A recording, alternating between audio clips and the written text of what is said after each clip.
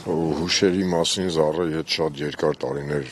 շփում ունենք, անգամ ավելին ասեմ ընտանիքներով։ Վերջի պրոյեկտը, որ մենք միասին փորձեցինք անել, մի 2-3 սյոմեշնի օր ունեցանք, հետաքրքիր պատմություն է, նկարեցինք եւ ստոպ տվեցինք որոշ ժամանակով, որ հետո շարունակենք էլի, դե բնականաբար արդեն եթե շարունակենք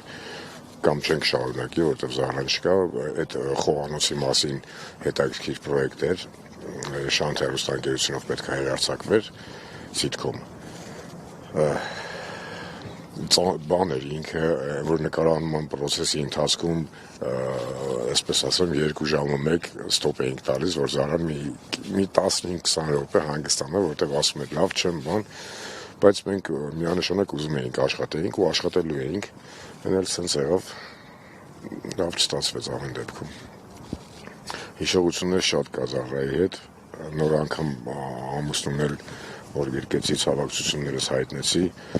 ասաց, որ քեզ շատ էր սիրում։ Մի խոսքով փոխադարձ է մեր սերը եղել եւ ավելին ասեմ կկարոտենք։ Մի սիրուն գույն պակասեց մեր կյանքից, մեր բոլորի։ Հեշտ էր Տիկին Արամյանի հետ աշխատելը։ Բայց այդ եմ ասում, մի քիչ դժվար էր վերջի իր վերջի պրոյեկտն էր լինելու, սիթքոմ որպես այդպեսին հումորային, հեշտ էր այն իմաստով, որ ինքը շատ թեթև էր ամեն ինչը, տեքստերը արագ էր սովորում, շատ լավ էր, բայց այդ որ ինքը հասկանում էր, որ ինքը մի քիչ լավ չէ, առողջական խնդիրներ կա, ինքը անգամ խնդրեց մեզ ի սկզբանե, մենք ասացինք սիրով համաձայնվում ենք, որ ինքը ասաց, որ